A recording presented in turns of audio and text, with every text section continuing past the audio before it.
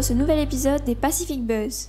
Aujourd'hui, nos îles sont de plus en plus soumises à l'urbanisation, et avec elles vient bien sûr le béton et les voitures. Des éléments qui, d'une certaine manière, a fait perdre à nos îles leur côté sauvage, naturel et authentique. Mais heureusement pour nous, il existe encore aujourd'hui des endroits préservés qui ont su garder leur authenticité et le charme naturel du Fénois. C'est pourquoi aujourd'hui, nous sommes allés à la rencontre de Tirianu Walker, le fondateur de Tahiri Valley, qui se situe à 5 minutes de la ville de Papeete et propose des visites culturelles, mais aussi une location d'un lieu insolite en pleine nature pour des activités en famille ou en équipe. Donc sans plus attendre, je te laisse découvrir cette conversation entre Tirianu alias Big Boss et Tamatea.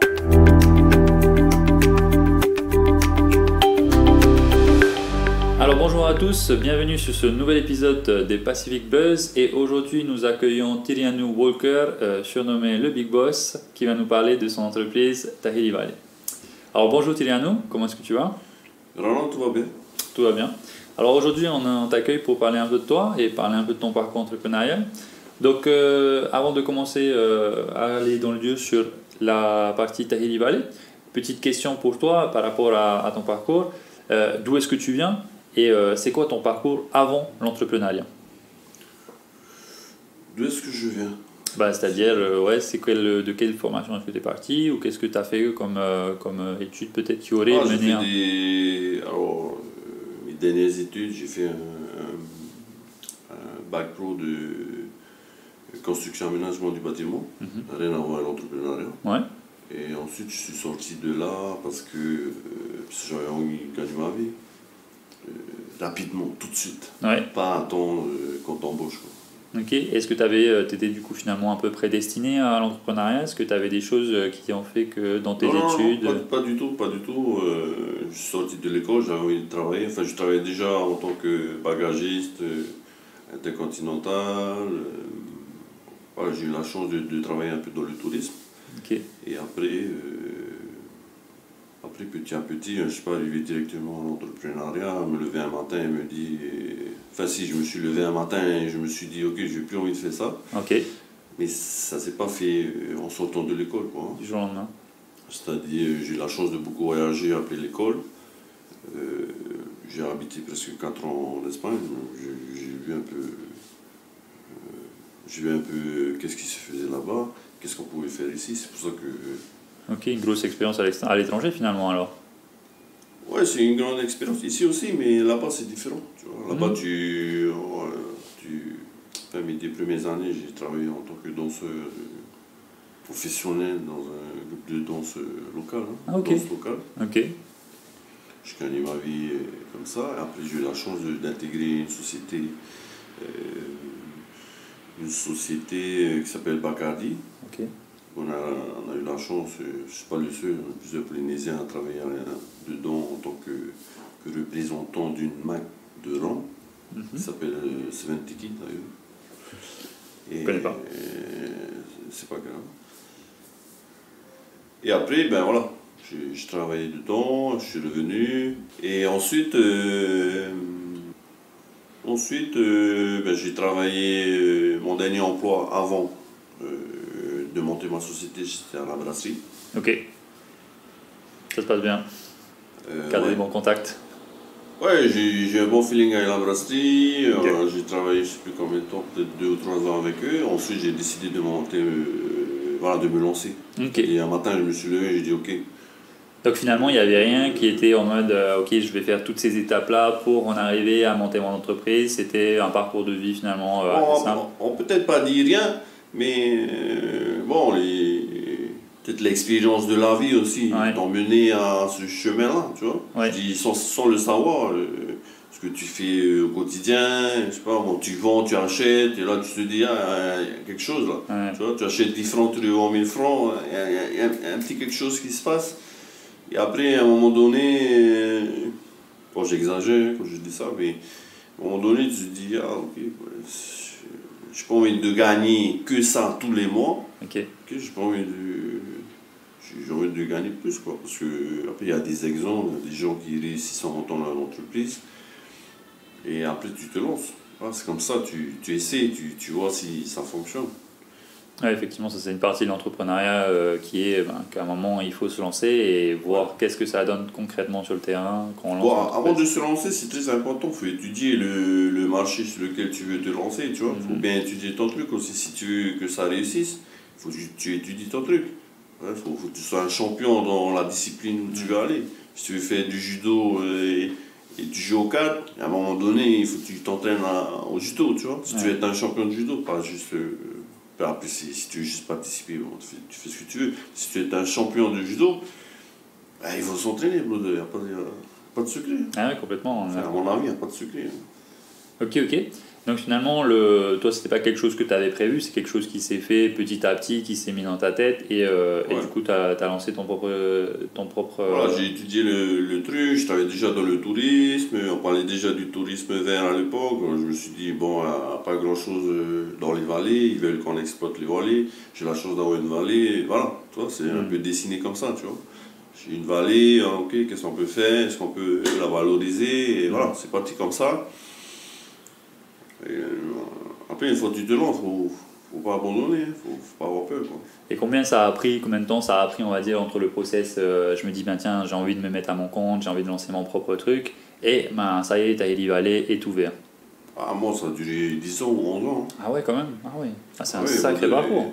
Ben déjà, il faut avoir l'accord de la famille. Après, quand tu as fini, il faut t'élancer. Pour t'élancer, on ne paye pas la drague avec les cacahuètes. Hein. Ah, pas les dire, je vais avoir de l'argent plus tard, t'inquiète pas, je te paierai plus tard. Exactement. Ah non, il n'y a pas ça. Hein. Ça tu te confrontes directement, tout de suite, à qu'il faut du pognon. Tu vois? Tu dis, ton rêve, c'est bien, c'est beau. Et pour arriver là, il faut des sous pour payer le gars qui vient débrousser avec toi, le géomètre, tu vois, les études de sol, les études de construction, l'architecte, tout ça. Ouais, du coup, ça a été un long processus entre j'ai envie de monter dans l'entreprise, je vois la vallée, je vais essayer de la valoriser, et concrètement, voilà, Tahiti Valley est ouvert, et c'est ton pas personne, venez visiter. Etc. Ah, mais avant d'arriver là, c'est ouvert. Il y a plein d'étapes qui... C'est dur. Ah oui, complètement. Je dis c'est dur parce qu'il faut que tu trouves un bon entrepreneur, tu vois. Il faut que tu trouves des bons gars et c'est pas facile. Hein. Et comment est-ce que tu vis ça en tant que toi-même entrepreneur, de tout ce processus, de faire cette recherche, d'aller chercher de l'argent? J'imagine peut-être la banque vient subventionner ou d'aller voir la famille pour obtenir l'argent pour faire tous ces travaux-là, le terrassement, le géomètre, l'architecte. Comment est-ce que tu vis ça en tant que personne? Est-ce que c'est quelque chose où il faut quand même avoir la persistance, la persévérance pour aller jusqu'au bout? Est-ce que finalement c'est deux, trois étapes qui se passent sans problème? C'est simple. Si tu n'es pas un guerrier, ne va pas là. Fais autre chose. Ouais. Cela, tu vas beaucoup tomber. Et ça fait mal des fois. Parce que tu es tout seul. Ouais. Personne ne te comprend. Et tout le monde te dit c'est trop balèze ton truc. Va passer des concours. Tu vois. Ouais. C'est difficile. C'est difficile. Quand tout va bien, ça va. Quand tout va mal, tu es tout seul. Ouais. Tu es tout seul à prendre une décision. À un moment donné, tu dois prendre une décision. Quand tu prends une bonne décision, tout le monde te dit ah super, voilà, félicitations. Quand tu prends une mauvaise décision, je t'avais dit. Je t'avais dit, tu vas pas réussir, je t'avais dit. Ces gens-là, il faut les éliminer de ton entourage. Ok. Et finalement, pas vraiment les éliminer. Oui, mais en tout cas, il ne faut pas forcément les écouter tout le temps, à chaque fois qu'il y a un mauvais retour. Ils vont être utiles à un moment donné, ils vont venir chez toi pour ta citronnade, tu vois. Donc, tu les écoutes pas, mais à un moment donné, il te dit, voilà, ah ouais, c'est super, j'avais dit voilà, que tu allais réussir. Enfin, réussir, c'est un grand mot, mais. Ouais. En tout cas, c'est chiant, ces gens-là, mais c'est pas grave, ça fait partie de la vie. Tu apprends aussi à ce niveau-là, la vie, en fait, c'est la vie. Oui, complètement. Hein. Est-ce que tu penses que c'est déjà un prérequis pour être un bon entrepreneur, d'avoir un mental d'acier? Ça fait partie des éléments à cocher, hein, parce qu'il y a plusieurs cases pour être entrepreneur. Si déjà tu as coché ça, tu as un mental d'acier, c'est déjà bien. Tu vois, ça ne suffit pas. En fait. Faut, aussi l'entourage, c'est important. Tu vois. Après, il faut avoir comment dire, il faut les sous, tu vois. Si tu peux avoir un mental d'acier, t'as pas un rang. Tu peux aller voir la banque quand même. Tu sais, moi j'étais voir les 3 banques. Il n'y a qu'une seule banque qui a décidé d'étudier mon dossier. Ah ouais. Tu vois, ils se sont dit, étudier ton dossier. Les autres, ils m'ont dit, ah non, tu sais, il n'y a pas de visibilité sur ton projet. On pense que ça ne va pas fonctionner. Ouais, du coup, c'est dur. Ah, j'ai affaire à des chargés de compte qui m'appellent un mercredi, qui me disent va te chercher une autre banque. Brother, tu démarres et le gars il te dit déjà va te chercher une autre banque. Et tu lui dis ah ok, ouais ok, y a pas de souci, mais c'est quoi le problème? Tu vois? Pour t'améliorer quoi, améliorer le dossier, je sais pas quoi. Ah non, Ouais. débrouille-toi. Ouais. Ah, du coup, et là, t'es tout seul, comme tu disais. Hein. Alors c'est difficile. Ouais. Soit tu pleures, soit tu ne servis à rien, soit tu te dis ok, c'est pas grave, je vais me débrouiller, je vais chercher une solution. Ah là déjà, bon tu encaisses rien, hein, pas que c'est facile d'avoir au téléphone qui te dit va te chercher une autre banque, brother, c'est lourd ça. Ah, ça fait partie. Tu démarres la vie pour toi, ton projet tout est beau, Ouais. et c'est beau, normalement la banque va te prêter l'argent. Ah non, c'est faux, Ouais. c'est faux, c'est complètement faux. C'est ça qui est dur. Ouais, je comprends, hein, il y a plusieurs parties. Hein. Et parmi l'entrepreneuriat, c'est aussi de gérer sa propre entreprise, gérer ses comptes, gérer des employés potentiellement. Est-ce que toi, tu n'as pas, j'imagine, fait forcément d'études dans ce domaine-là? Comment est-ce que tu t'es adapté à toute cette partie-là de gestion? Est-ce que tu as du coup forcément dû apprendre plein de choses sur le tas et comment est-ce que ça se passe? Alors déjà, quand je travaillais en Espagne, hein, mes dernières années, là, j'ai eu la chance d'être responsable du 14 gars. Ok. J'étais responsable de 14 gars. Donc déjà, ça t'apprend à gérer l'humain. Ouais. À gérer l'humain, c'est autre chose. Hein. C'est dur, gérer les humains. Tu vois, il est fâché après sa femme, il a des tendances suicidaires, il est alcoolique, il ne veut plus travailler. Tout ça, tu dois gérer, brother. T'as des employés assez spéciaux, du parce coup. Que donc, du coup, tu commences déjà à se dire, ok, c'est moi le responsable, et il faut que je gère ça. Tu vois?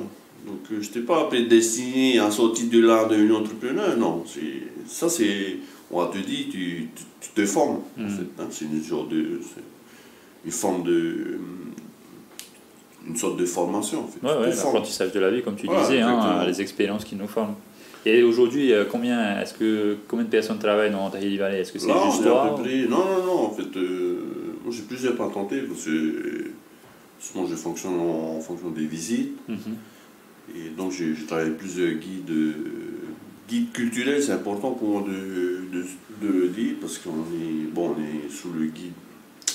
Mon Dieu. On est sous le numéro, il y a un numéro sur chaque emploi, nous on est sur le numéro guide touristique, mais en réalité on est guide culturel, c'est-à-dire tous nos guides, ils sont uniquement formés pour la vallée de Hampton. Okay. Donc s'ils veulent se former sur d'autres vallées, c'est eux qui voient.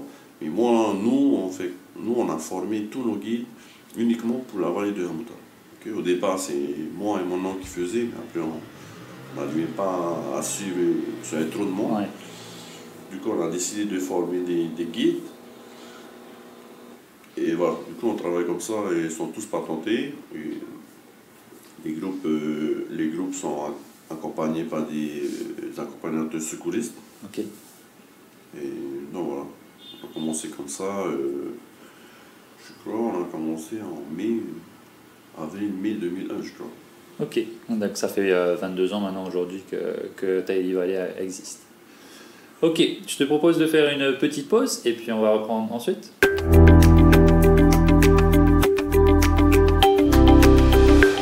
Alors nous le voici avec Thierry Anou. Thierry Anou, maintenant on va attaquer un peu sur la partie entrepreneuriale plus brute, hein, ton entreprise toi-même. Donc dans ton parcours entrepreneurial qu'on a vu un peu juste avant, quelles ont été les meilleures leçons que tu en as tirées, quelles ont été les meilleures choses que tu as retirées de ce parcours et quelle a été la pire leçon aussi que tu as retirée de ton parcours? Alors, meilleure leçon. En fait, la pire leçon, c'est la meilleure leçon. En fait, c'est quand tu décides de faire quelque chose et au final, c'est carrément pas bon du tout. Ça t'enseigne que, voilà, ça, c'est pas bon. Okay. C'est pas bon à faire, tu vois. Parce que finalement, c'est pas une bonne leçon de se dire. C'est une bonne leçon, justement. C'est une très bonne leçon. C'est-à-dire, ça t'a appris que c'est une leçon. En fait. Il n'y a pas de mauvaises leçons. Toutes les leçons sont bonnes. J'ai pris un chemin. Des fois, tu prends des chemins, tu dis, ok, là, je fais ça comme ça. Peut-être ça va être mieux. Mais finalement, c'est pire. Et voilà. Donc, tu sais que là, c'est pas bon. Donc, toutes les choses qui vont se passer après ça, tu vas prendre en compte ce que tu as fait. C'est une leçon. Et après, tu avances comme ça. Tu sais, ah, ok, là, pas comme ça. Tu apprends aussi de cette leçon. Tu fais pas que la subir, tu apprends aussi. Tu dis, ok, voilà, ça s'est pas bien passé. Tu regardes pourquoi, tu regardes comment tu peux améliorer. Après, tu avances. Est-ce qu'il y en a une, par exemple, qui t'a plus spécifiquement touché que les autres, où tu t'es dit, ah putain, là c'était dur quand même ce moment-là, où j'ai quasiment pu arrêter le projet, on va dire, ou des choses comme ça? Alors, les leçons à retirer en tout cas, de mon parcours, c'est peut-être faire attention faire attention aux gens que vous embauchez. Parce que c'est pas facile de trouver des bonnes personnes et parfois vous pensez économiser de l'argent mais ça vous coûte le double, le triple. Ouais, effectivement, je vois ce que tu veux dire. Des fois, on se dit, tiens, on va économiser cette partie-là, et au final, on revient dessus et on se retrouve à payer encore plus, quoi. Ok, très bien. Est-ce que dans ton parcours, est-ce que toi, tu as dû faire des sacrifices? Est-ce que tu as des choses où tu as dû dire, tiens, moi, je vais montrer mon entreprise, du coup, je vais devoir dire non à ça, et pour me focaliser sur l'entreprise? Ouais, alors, encore une fois, j'ai pas fait de sacrifice. Enfin, moi, je prends pas ça en tant que sacrifice, j'ai plutôt fait un choix. Je me suis dit, ok, je veux faire ça, je veux créer mon entreprise, et pour ça, il faut plus faire ça, tu vois. Il faut concentrer son énergie et son argent sur ton projet. Après, c'est un choix, c'est pas vraiment un sacrifice pour moi. Ouais, c'est un choix de vie que tu as fait et que tu acceptes pleinement. Voilà, de se dire qu'on va manger une fois par jour, de 3 fois, tu vois. Ah non, c'est des choses que tu as dû faire, effectivement. Donc, j'ai choisi de faire. Ouais. J'ai choisi de faire. Bon, ça ne veut pas dire que je mangeais une fois par jour pendant 10 ans, mais... Il y a des moments où... Par exemple, je me suis dit à un moment donné, ok, je ne mange plus le matin, tu vois. Et, de toute façon... j'ai mangé que quand je travaillais dur la journée, tu vois. Si c'est juste pour aller faire les paperasses, c'est bon, je peux ne pas manger le matin. Voilà, tu économises sur ça, c'est des petites choses qui font que tu économises un peu, et puis au final, tu peux payer, je sais pas moi, ton géomètre, tu peux payer ton étude de sol, tu peux payer, voilà, c'est des choses comme ça. Ok. Et au-delà de ça, c'est qu'est-ce qui aujourd'hui continue à te driver, qu'est-ce qui te donne toujours l'envie de continuer, déjà à continuer Tahiti Valley et potentiellement de lancer d'autres projets? C'est de passer du temps avec mon fils. Ouais. Ça, c'est précieux, ça. C'est-à-dire, j'emmène mon fils, je vais récupérer mon fils. Mon fils, il n'a pas envie d'aller à l'école, on va pas à l'école, tu vois. C'est les professeurs qui vont être contents, là. Ouais, mais... Ouais. Tu vois, et tu passes du temps avec ton fils, man. Ça, c'est quelque chose... Le temps, c'est quelque chose de précieux. C'est ça que j'aime dans ce que je fais. C'est-à-dire, je peux me permettre de faire pas ce que je veux, mais presque ce que je veux. C'est-à-dire, si mon fils un jour n'a pas envie d'aller à l'école, on va pas à l'école, man. On va s'amuser, on va au parc, voilà, on passe du temps ensemble. Et ça n'a pas de prix. Ça n'a pas de prix. Voilà, c'est ce qui m'anime tous les jours. Okay. Voilà, le passer du temps avec mon fils. Et comment est-ce que tu vois, parce que souvent on voit l'entrepreneur qui est tout le temps occupé, qui n'a jamais le temps, comment est-ce que tu vois ça? Parce que forcément au moment où tu as lancé ton entreprise, là tu devais très probablement être beaucoup plus engagé, beaucoup plus présent. C'est des périodes à passer. Tu te dis, ok, ça va durer un temps, et c'est obligatoire. Tu es obligé de passer par là. Tu ne vas pas avoir le temps, tu as des paperasses à faire, donc c'est des moments à passer. Je se dis que c'est des étapes importantes, obligatoires à passer en tant qu'entrepreneur. Après, tu gères. Tu vois, il faut aussi il faut se former, c'est important. Se former, étudier, regarder, pas seulement avoir la tête dans le guidon. Parfois, il faut lâcher le guidon. Ça peut durer un jour, 2 jours, une semaine, un mois, mais il faut lâcher le guidon à un moment donné. Ouais. Tu ne peux pas avoir la tête dans le guidon parce que y a des choses que tu ne vois pas. Hein, voir ce qui se passe autour, c'est important à un moment donné, sortir et regarder ce que tu es en train de faire, avoir un regard un peu éloigné, penser à autre chose, faire autre chose carrément, casser la machine juste pour voir si tu es sur le bon chemin, en fait. Hein? Tu te dis, ok, voilà, je suis sur le bon chemin. Ok, je vois que là c'est plus facile, tu vois. Là on peut aller comme ça, voilà. Est-ce que le retour des personnes extérieures t'aide là-dessus aussi? Je sais pas, peut-être tes amis, tes proches, des clients. C'est toujours important d'avoir un retour client. Hein, quand tu proposes un service ou un produit, c'est toujours important voilà, que quand le client il te dit j'ai passé une bonne journée, carrément top, c'est bon le main, top la guide, voilà, j'ai carrément adoré. Ça c'est top pour nous, hein, parce que c'est vraiment, comment on appelle ça, c'est des retours plus que positifs, c'est-à-dire on sait pourquoi on fait ça, c'est-à-dire on a bien fait les choses et on va continuer à faire bien les choses. On va essayer en tout cas, c'est pas facile tous les jours, mais en tout cas on se dit, voilà, c'est top. Ce que je suis en train de faire c'est top et continue comme ça. Ouais, effectivement, je vois. Comment est-ce que tu te définirais maintenant en tant qu'entrepreneur? Quel serait comme si je devais te donner un style d'entrepreneur, comment est-ce que tu te définirais? Je sais pas moi, peut-être un lion, je suis un lion. Ah ouais, un lion. Un dragon, un singe aussi, c'est intelligent. Donc le singe. T'es dans le domaine de l'horoscope. Un peu un caméléon, un peu... j'aime bien...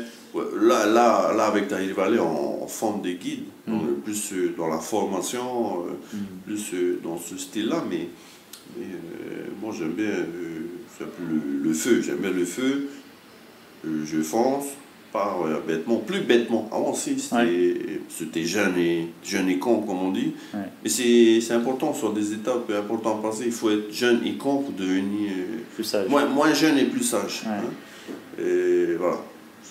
C'est effectivement ce que tu disais tout à l'heure avec tes meilleures leçons, c'est-à-dire qu'à un moment, il faut faire, il faut tester et on voit qu'est-ce qui fonctionne, on voit qu'est-ce qui fonctionne ça pas. Marche pas, ça marche vraiment pas, tu es carrément à côté de la plaque et voilà, c'est ce qui fait que, ok, là je sais que c'est pas comme ça, tu reviens, tu fais les choses en mieux, de toute façon, quand tu apprends de ces genres de leçons-là, tu fais mieux. Enfin, c'est ça normalement. Mieux. Si tu continues à. Tu fais pas long feu. Continuer à faire plusieurs erreurs et plusieurs erreurs à la suite, c'est pas bon. Si tu as fait une erreur, ça va, il faut la corriger. Si tu continues à faire la même erreur sur le même travail, il y a un souci. Soit c'est pas pour toi, soit c'est. Voilà. Après, il faut être honnête avec soi-même, de ne pas forcément aller continuer à persister si ça ne fonctionne pas dans ce sens. C'est ça, exactement. Et aujourd'hui, est-ce qu'il y a des choses que tu voudrais changer, toi, dans ta façon d'être entrepreneur, ou même dans Tahir Valley, des choses que tu voudrais mettre en place, que tu voudrais voir différemment? Non, aujourd'hui, on n'a pas envie de changer, on veut juste améliorer les choses. On a déjà un super outil de travail. Pour moi, Tahir Valley, c'est un outil de travail.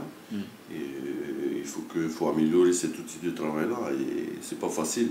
Parce que des fois, il faut construire, et construire, c'est pas 100 francs, c'est pas 100 000, c'est 1 million, 2 millions, il faut aller chercher les sous, tu vois. C'est ça qui est un peu difficile, mais on va y arriver. Voilà, on a déjà fait 80% du travail, les 20% qui restent, pas dire c'est facile, mais c'est plus facile que de commencer à partir de zéro, tu vois. Ouais, effectivement, je vois. Une fois que tu es dans la lancée, voilà, une fois que tu as compris, voilà. En fait, il faut que tu comprennes les choses, que tu comprends ce qui se passe, non, ça va plus vite. Si tu comprends toujours pas ce que tu es en train de faire, ça revient à ce qu'on disait. Tu tournes en rond, tandis que si tu comprends les choses autour de toi, ça va plus vite. Ok, très bien. Toi, en tant qu'entrepreneur, et surtout en tant qu'entrepreneur polynésien, comment est-ce que tu vois le type d'entrepreneuriat ici en Polynésie comparé à d'autres entrepreneurs, peut-être que tu as eu l'occasion de voir, ou même des entrepreneurs locaux, mais que tu vois s'exporter à l'international, est-ce que tu vois une différence un peu dans le mindset ou dans la façon d'agir ou dans les projets que les entrepreneurs mettent en tant qu'entrepreneurs polynésiens? Ouais, il y a beaucoup de différences. Hein. La différence déjà, ici, quand tu crées une entreprise, tout le monde te regarde, tout le monde te juge, ils sont là, ils croisent les bras, tu tombes. Ah voilà, cousin, mon frère, ou mon ami, je t'avais dit, il fallait pas aller là. Et quand tu réussis, ah ça c'est mon frère, ça c'est mon cousin, ça c'est mon... Ça c'est la mentalité polynésienne. Hein. C'est pas pareil qu'un Chinois ou qu'un Américain. Tu tombes, toi en Amérique, tu fais quelque chose, t'as raté, ben, pas ils vont glorifier ça, mais c'est top, au moins t'as essayé. Ouais. Toi ici et t'as. C'est pas comme ça. Bon, c'est ce que c'est ce que je disais avant, il faut comprendre. Si tu comprends la mentalité polynésienne, ça va. Faut pas t'arrêter là-dessus, quoi. Ouais, faut pas t'arrêter là-dessus, on s'en fout en fait. Pas d'ici, pas, on s'en fout vraiment, mais tu écoutes. Ok, pour ça. Et voilà, quoi, on avance en fait. Hein, faut pas tenir compte de ça, faut tenir compte en fait de ce que tu as vraiment envie de faire. Et de temps en temps, il faut se reposer, c'est-à-dire s'asseoir et regarder ce que tu es en train de faire. Je sais pas, en thaïsien, on dit pareil, Ferrouri. Ça, j'aime bien ça, j'adore ça.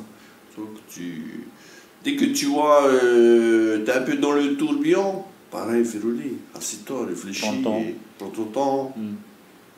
Je sais pas, mange une crêpe au Nutella, casse-toi, je sais pas, va en voyage.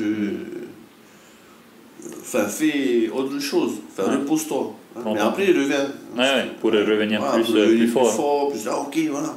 Parce que peut-être tu vas avoir une idée, plutôt que tu vas manger ta crêpe au Nutella ou toi un burger, tu vas te dire, ah oui, mince, voilà.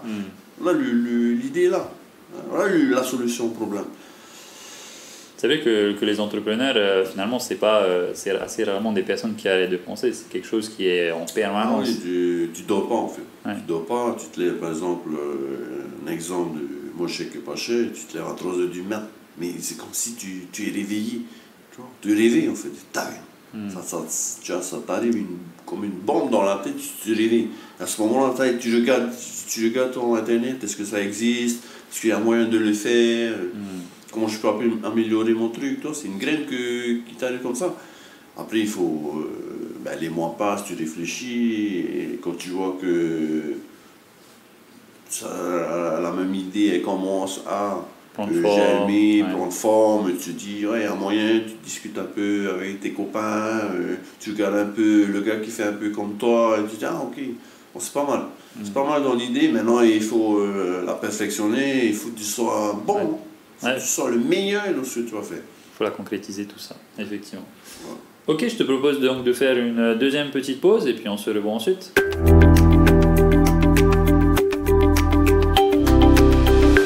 Alors nous voici avec Tiriano pour notre troisième partie qui va être un peu plus centrée sur l'avenir. Alors avant de commencer, 3 petites questions rapides pour toi. Donc 2 réponses possibles, optimiste ou pessimiste. Est-ce que tu es prêt? Ouais, je suis prêt. Première question, comment vois-tu ton avenir personnel? Optimiste. Comment vois-tu l'avenir de ton entreprise? Optimiste. Et enfin, comment vois-tu l'avenir du Fénois? Optimiste aussi. Ok, maintenant on attaque dans ces questions. Pourquoi est-ce que tu vois, comment est-ce que tu nous as dit optimiste pour la façon dont tu vois ton avenir personnel, est-ce que tu peux aller un peu plus loin là-dessus? Parce que quand je me vois il y a 10 ans ou il y a 20 ans, voilà. J'étais optimiste déjà il y a 20 ans, il y a 10 ans, et j'ai bien fait d'être optimiste. Voilà, j'ai la chance d'avoir un travail que j'aime, j'ai la chance d'avoir une vie convenable, je ne suis pas un clochard, j'ai un travail, j'ai des sous pour m'acheter à manger, voilà, je ne suis pas un multimillionnaire, mais je peux faire beaucoup de choses que beaucoup de personnes ne peuvent pas faire. Tu vois? Par exemple, comme je disais tout à l'heure, passer du temps à mon fils, c'est précieux ça. Fais ce que tu veux, pouvoir inviter des gens à manger, que je ne pouvais pas faire il y a 10-20 ans. Tu vois? Je ne dis pas que je fais que ça, mais aller au restaurant et pas compter les sous, c'est top ça. Enfin, moi, je vois ça comme ça, et après, passer du temps c'est important. Plus important pour moi. Ok. Vis-à-vis de ton entreprise, tu nous as dit optimiste. Optimiste parce que on n'est qu'au début là. Ça fait à peine 2 ans que Tahiri Valley existe et on a un super potentiel. On a envie de faire des bungalows dans la nature, on veut créer des parcours santé, on a de quoi faire. On a 4 hectares, on peut exploiter 4 hectares, on n'a même pas exploité un dixième.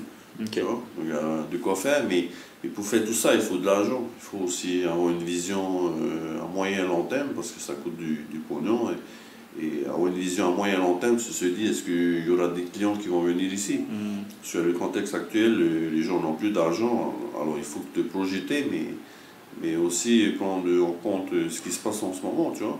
Parce que quand on te dit du jour au lendemain, bon, fermé, tu vois. Moi, je ne suis pas fonctionnaire. Le fonctionnaire, lui, à la fin du mois, il va avoir son pognon. Nous, on ne va pas avoir notre pognon. Hein, ceux qui ont des entreprises, en tout cas comme mon entreprise, comme ce que je fais. Tu fermes. Hein. Ouais. Après, on réouvre, mais on réouvre. Hein, comme par exemple en septembre 2021, on a tous fermé. On a peut-être réouvert après septembre, mais les gens ils sont encore anxieux, ils ne savent pas quoi, à quelle sauce, voilà. Et nous, on ne sait pas non plus, tu vois. C'est un peu difficile. C'est là où on en revient un peu avec cette idée d'avoir un peu un mental aussi d'acier pour tenir ces périodes-là. C'est très difficile. Exactement, il faut avoir un mental d'acier, mais ce qui est important aussi, et je tiens à souligner, c'est l'aide de la banque. Hein. Enfin, je ne parle de ceux qui m'aident, la banque, la Sofidep, Initiative Polynésie, pour ne pas les citer, hein. Ces gens-là, heureusement qu'ils sont là, qui comprennent la situation et qui te soutiennent dans les moments difficiles. C'est important ça.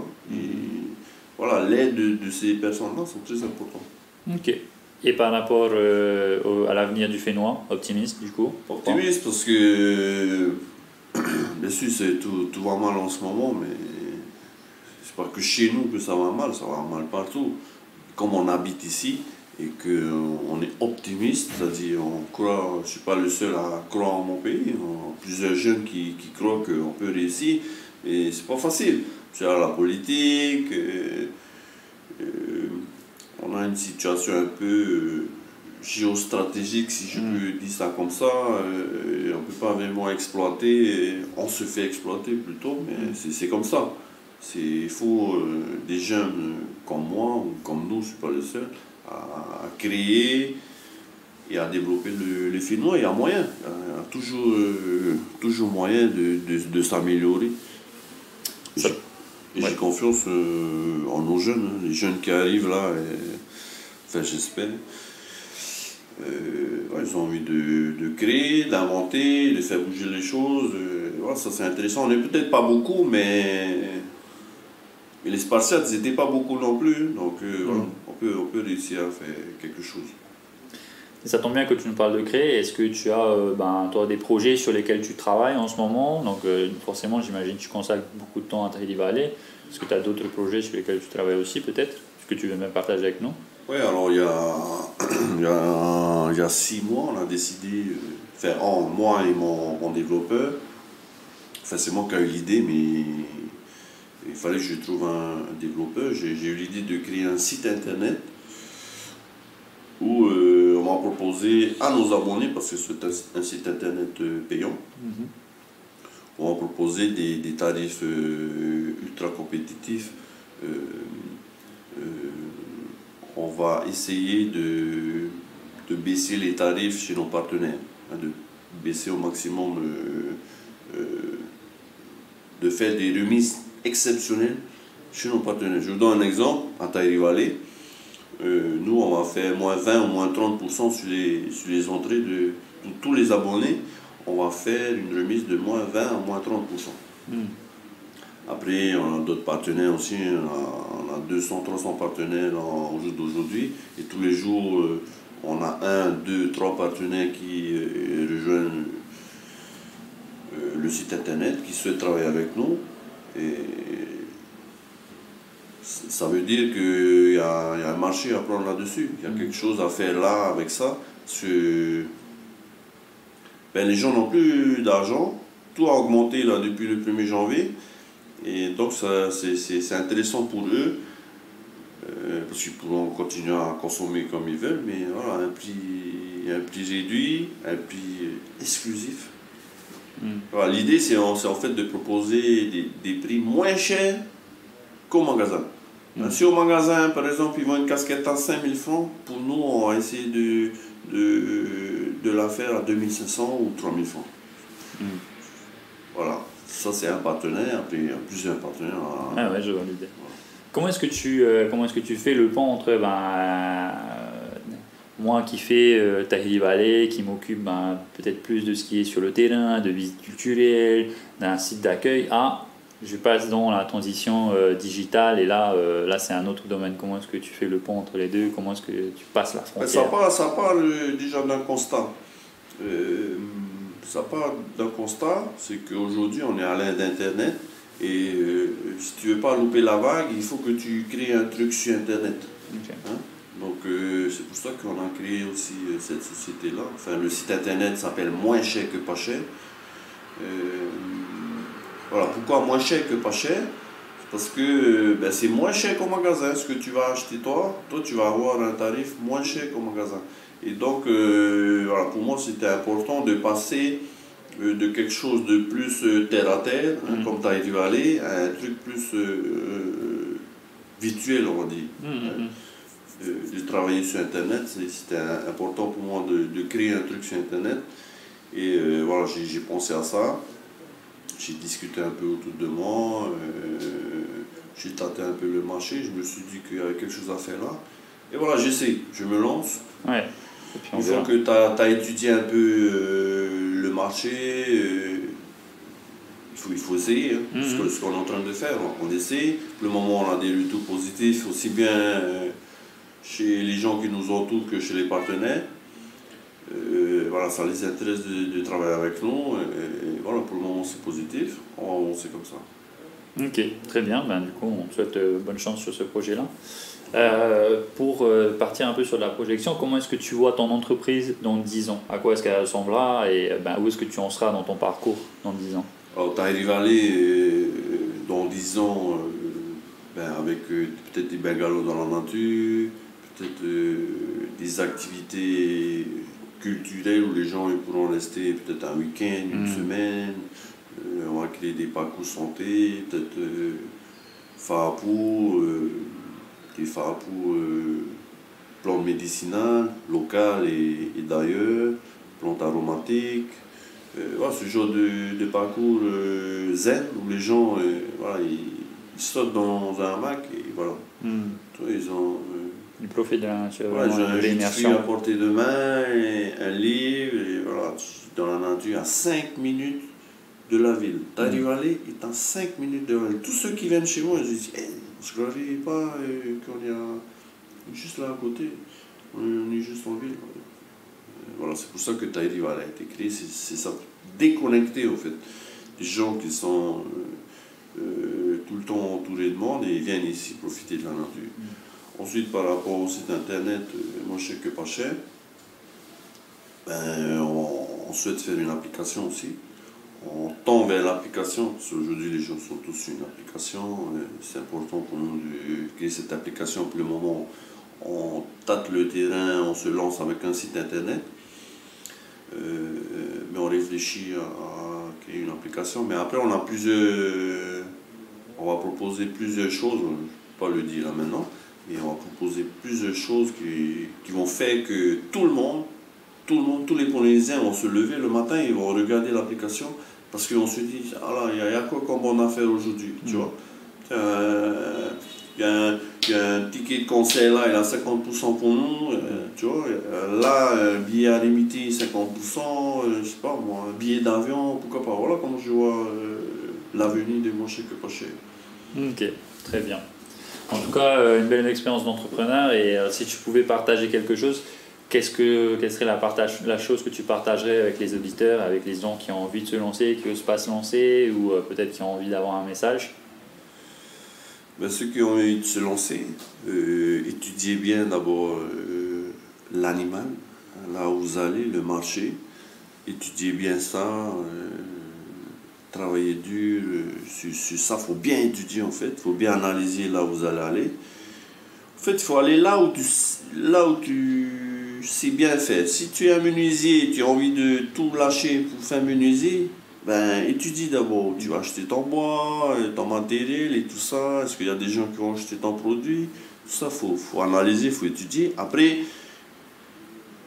il faut se lancer. Voilà, à un moment donné, il y a un facteur X. De toute façon, dans tous les entrepreneurs, ce facteur X-là qu'on ne peut pas maîtriser, on ne peut pas contrôler, c'est l'inconnu en fait. Ouais. Cet inconnu-là qu'il faut essayer de minimiser, de contrôler, essayer au maximum de maîtriser. Après, tu te lances. C'est que comme ça.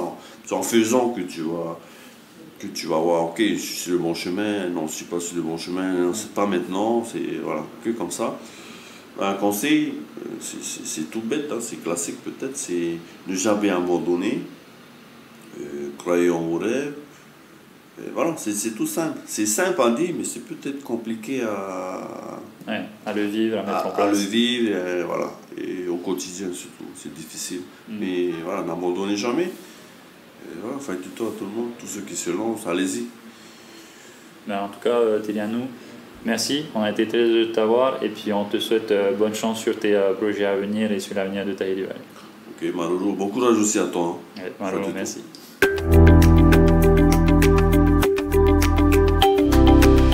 Et voilà, c'était donc le nouvel épisode des Pacific Buzz en compagnie de Tilianou Walker, le fondateur de Tahiri Valley. Si cet épisode t'a plu, n'hésite pas à le partager avec tes proches, tes collègues ou ta famille.